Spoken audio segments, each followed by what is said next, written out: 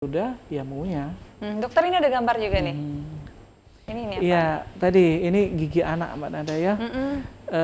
Di atas ada gambar itu benjolan seperti kuning. Oh iya. Itu infeksi Mbak Nada. Ini saya bilang tadi. Jadi yang Pak Darsa tadi mungkin kondisi gigi anak seperti itu. Jadi sudah mengalami infeksi, sudah mengalami pembekakan. Masya Allah, itu gusinya ya dok ya? Iya betul, itu gusi. Dan di sini kelihatan gigi-gigi anak itu kalau kita perhatikan seperti rata Mbak Nada ya, kayak pagar gitu loh. Iya. Nah ini mungkin kebiasaan si anak,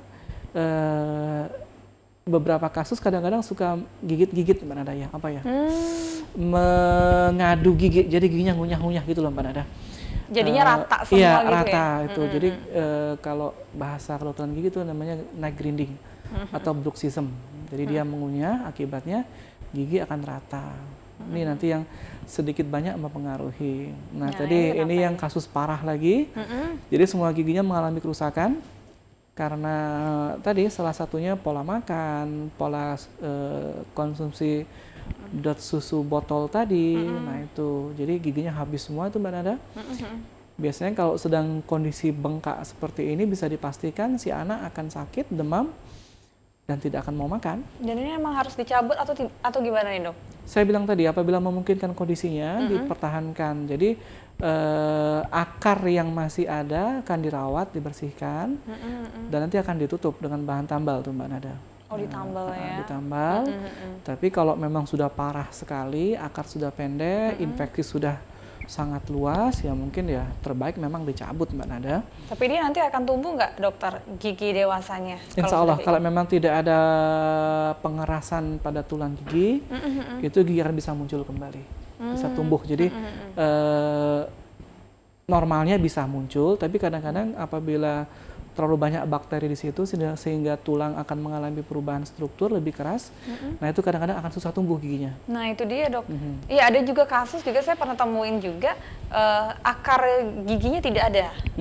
Jadi dia ketika memang gigi susunya sudah lepas tidak tergantikan dengan gigi dewasa. Akhirnya dia memang tidak ada. Itu kenapa ini dok? Kalau itu kadang-kadang memang benih mungkin mana ada ya. Saya bilang tadi yang di awal tadi umpamanya si ibu pada saat hamil kepleset jatuh. Nah, itu akan mengalami gangguan pertumbuhan benih tadi. Nah, itu bisa memang tidak ada benihnya. Jadi nyebutnya kalau tidak ada benih aganese. Jadi kalau kasus seperti itu aganese ya memang tidak akan tumbuh gigi karena benih tidak ada. Tapi itu umum ya dok? Maksudnya biasa? Jarang ya dok jarang sekali. Nah, itu. Atau tadi karena faktor bakteri tadi sehingga pergerakan gigi terhalangi oleh struktur tulang yang sangat keras tadi itu. Sehingga timbulnya gigi susah untuk naik ke atas, untuk keluar dari gusi tadi akan susah. Jadi ketika gigi susunya lepas ya tidak tergantikan lagi dengan gigi dewasa. Makanya ketika ngelihat tadi kasusnya apakah mungkin gigi dewasanya juga ini ya juga tadi. tumbuh Jadi ya kalau memang seperti itu ya jalan terbaik di ronsen. Nanti dengan ronsen akan kelihatan kenapa, ada apa. Nah dengan ronsen tadi akan bisa dilakukan. Oh nanti kita rawat seperti ini. Gitu. Jadi kasih bayangan. Tuh, karena kalau secara kasat mata kita tidak bisa melihat. Ini dok ada lagi nih tampilannya dok. Nah ini gambaran beberapa kasus kelainan tumbuh gigi. Jadi proses pertumbuhan gigi mengalami kelainan. Itu ada gigi yang tidak bisa nutup Mbak Nada ya. Gambar tengah sebelah kiri. Iya. Jadi kalau kasus seperti itu namanya open bite, gigi tidak menyatu. Iya kenapa ini? Nah, ini bisa jadi karena perilaku anak. Jadi si anak memiliki kebiasaan menggigit-gigit jempol. Oh iya. Menghisap jempol. Nah itu jadi giginya terbuka. Atau si anak memiliki kebiasaan lain gigit-gigit Mbak Nada, menggigit pulpen, menggigit pensil seperti itu. Giginya akan membuka. Nah kalau seperti ini nanti susah ngunyah Mbak Nada, susah untuk memotong makanan. Karena salah satu fungsi gigi adalah memotong makanan kan. Dia tidak bisa menyatu atas bawah gitu. Betul, ya, sulit ya dok ya? tidak bisa menyatu seperti itu.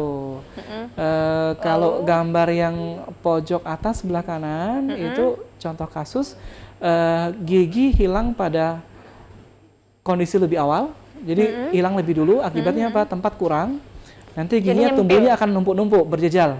Oh iya, pernah juga ya ada kasus seperti ini. Gambar yang di tengah, Mbak Nada, tengah-tengah sekali, itu gambar gigi yang maju ya, giginya maju sekali. Nah ini biasanya dikaitkan dengan adanya penyakit-penyakit lain pada anak. Apa Contohnya si anak mengalami infeksi pada amandelnya atau tonsilnya. Oh, bisa seperti ini dokternya? Iya, Mustafa? jadi karena proses peradangan amandel pada pangkal tenggorokan anak itu akan menghalangi jalan nafas. Nah, Jadinya? otomatis si anak bernafas tidak menggunakan hidung, pakai mulut. pakai mulut. Dampaknya jadi seperti akibatnya karena bernafas lewat mulut tadi itu pertumbuhan lengkung rahang akan terganggu, akan meninggi, sehingga gigi anak kalau kita lihat jadi mancung ya, jadi maju Mbak Nada. Ini jadi giginya kalau bahasa kita apa Mbak Nada? Merongos mungkin ya, maju giginya seperti itu. Ini kalau yang gambar di bawah tadi itu kebiasaan anak menggigit jari-jari, nah itu. Yang bawah tengah jarang itu ya dok kasusnya ya. Maksudnya yang tengah bawah itu giginya jarang-jarang atau gimana? Kalau yang gambar bawah di tengah Mbak Nanda itu kasusnya itu si anak yang Mbak Nanda bilang tadi tidak memiliki gigi seri kecil kedua. Oh iya. Itu yang Atau tidak punya nggak benih ada tadi itu tidak ada ininya benih ya? tadi Mbak Nanda. Jadi Nggak ada giginya nyusulnya ya? secara jumlah gigi tidak normal. Nah, iya. Jadi ada 2 gigi yang tidak tumbuh. Itu banyak faktor tadi Mbak Nanda saya bilang tadi salah satunya jatuh tadi itu. Nah, sehingga giginya kesannya jarang-jarang renggang. Itu. Kalau gambar yang di bawah sebelah kiri pojok Mbak Nanda ya, itu adalah gambaran pertumbuhan rahang bawah yang terlalu lebar, yang terlalu pesat. Ini Sehingga apa ini? giginya kesannya mirip gigi raksasa. Oh. Jadi gigi rahang bawah lebih maju. Jadi kalau dilihat giginya posisinya lebih maju Mbak Nanda ya. Jadi yang atas mundur, yang bawah maju. Itu kalau orang Jawa bilangnya nyakil. Itu yang tadi gambarnya masih gigi susu itu dokter? Ya, masih Mungkinkah gigi dia susu. berubah pada saat gigi dewasa dokter? Apabila masih pada tahap awal memungkinkan. Karena memang kita itu memiliki nanti menyebutnya masa pertumbuhan Mbak Nanda ya, itu golden period gitu loh. Jadi masa emasnya itu akan berubah gitu loh. Nah, contohnya beberapa kasus kadang-kadang orang tua khawatir, kok gigi anak saya depan ini jelek ya, renggang-renggang gitu loh. Iya. Itu kadang bisa dianggap normal, kan nanti pada saat usia 13 tahun gigi taring akan tumbuh. Akan rapi dia Mbak Nada.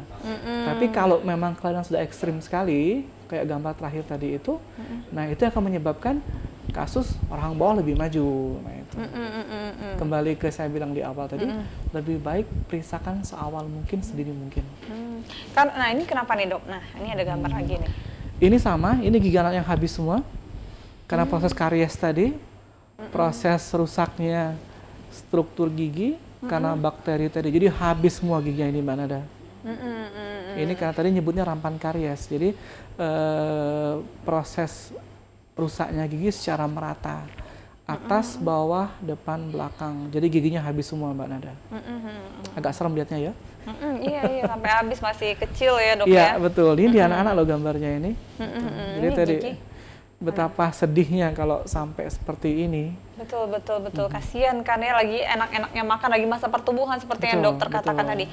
Dok, mungkin bisa juga nggak nih dokter ketemu kasus nih gigi susunya bagus, anak-anak tuh biasanya kita suka kalau misalnya yang memang bagus, pada saat dia berganti dengan gigi dewasa, tampaknya kurang menarik dok.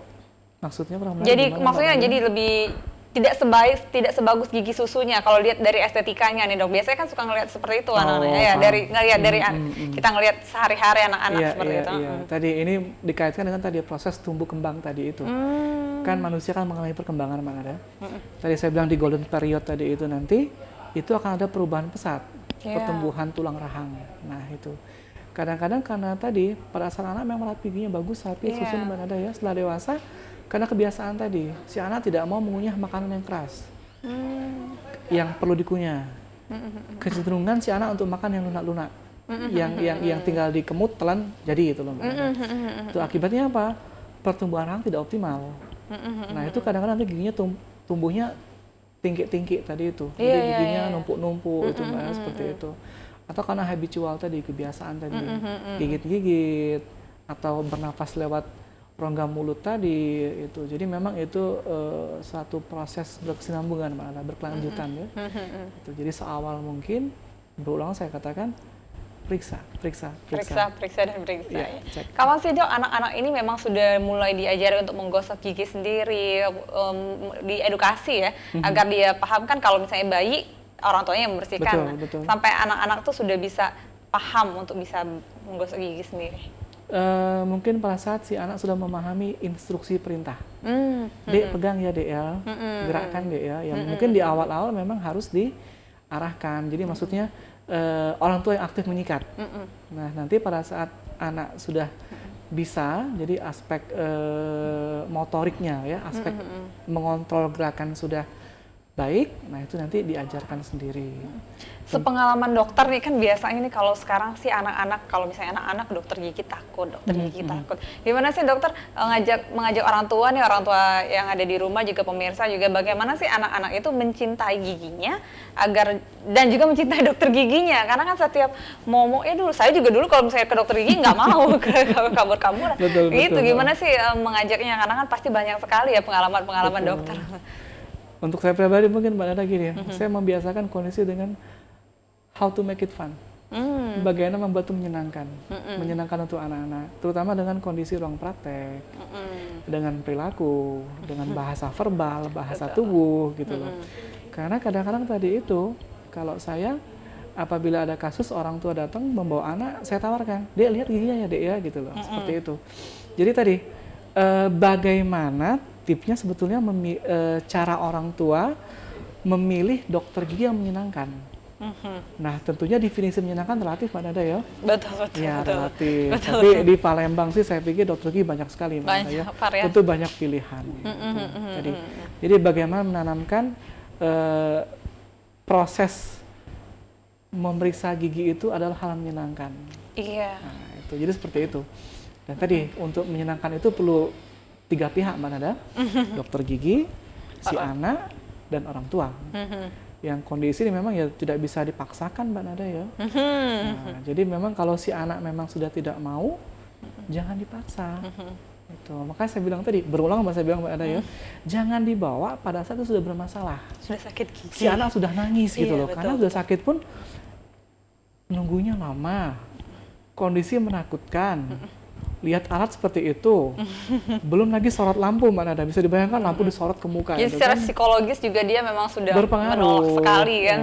Makanya tadi apabila ada kesempatan, umpamanya orang tua berobat atau kakak atau nenek berobat, ajak si anak tadi itu. Dengan catatan apabila pihak dokter melakukan hal-hal yang mungkin kutip mengerikan, Mbak Nada ya diajak keluar anaknya. Contohnya cabut kan pasti pakai suntian kan, gitu. Tentu kan ya anak-anak suntian pasti takut Mbak Nada, itu diajak keluar dulu gitu loh. Tapi tadi suasana itu yang sangat menentukan keberhasilan bagaimana membentuk sikap anak untuk berani memeriksakan giginya. Kalau dia masih balita ini dok, misalkan balita, karena saya juga pernah menemukan kasus-kasus nih mas, balita, anak yang masih balita ternyata giginya rusak. Untuk bisa stay untuk ke dokter gigi aja susah sekali kan anaknya kan, untuk bisa mangap ya kalau bahasanya buka mulut gitu kan, sulit sekali. Sementara dia masih balita, justru kan orang tuanya yang bingung, ini bagaimana sih dok solusinya? Kalau saya malah beda Mbak Nada. Kalau pengalaman saya secara klinis itu lebih gampang anak yang balita loh. Oh justru balita lebih mudah ya? Karena mungkin saya tidak paham. Tidak mengerti, jadi saya lebih menyenangkan bekerja dengan anak-anak yang mungkin usia 3 tahun, 4 tahun, 5 tahun. Tapi umumnya sakit gimana sih dok kalau misalnya balita itu lebih apa? Lebih ke apa kalau misalnya udah sakit, masih bayi ya baru tumbuh? Kalau tadi gini, jadi kalau memang si anak sudah mengalami sakit yang sangat, di awal mungkin jangan tindakan dulu. Alangkah lebih bijak, lebih baik kalau dikasih obat dulu Mbak Nada. Penghilang rasa sakit itu. Dikasih obat penghilang sakit dulu, nanti dengan pengaruh obat tentu insya Allah akan berkurang sakit Mbak Nada ya. Nah setelah kondisi anak sudah tidak sakit lagi, baru diajak berobat lagi. Nah seperti itu. Nah tadi saya bilang ke awal tadi Mbak Nada, kadang-kadang tadi yang malah susah itu anak usia sekolah. Yang di atas 5 tahun Sudah malah lebih susah, karena dia paham. Iya. Itu. Tapi tadi kalau yang usia di bawah 5 tahun, balita tadi lebih menyenangkan biasanya. Nah itu pintu awal tadi itu. Jadi kalau si anak dari awal sudah kenal, itu malah akan fanatik Mbak Nada. Ada ya, sudah fanatik ya. Biasanya momok loh dokter gigi ya nggak mau. Iya tadi, makanya tadi untuk orang tua bijak-bijaklah memilih dokter gigi keluarga Anda. Betul. How to make it fun? Bagaimana membuat kalau udah kenal kan nyaman ya psikologis juga ya anak-anak ya seperti itu ya. Sekedar intermezzo atau cerita, saya punya pasien itu dari si anak umur kelas 2, kelas 3 SD. Sekarang si anak udah kuliah, udah mau nikah jangan-jangan. Ya, jadi bilang, Om dokter, oh, Karena dulu. kenal ya. Iya, Secara tadi itu. psikologis juga jadi dia nyaman gitu ya, Jadi Dok tadi, ya. alangkah bijak tadi orang tua memilih bagaimana dokter gigi yang menyenangkan untuk si anak. Yang tidak banyak membuat trauma, tidak banyak membuat anak ketakutan. Nah, itu Mbak Nada. Bagaimana jika memang sudah ketahuan berlobang ini, Dok? Apa yang harus dilakukan oleh orang tua terlebih dahulu ini? Segera datang, segera rawat.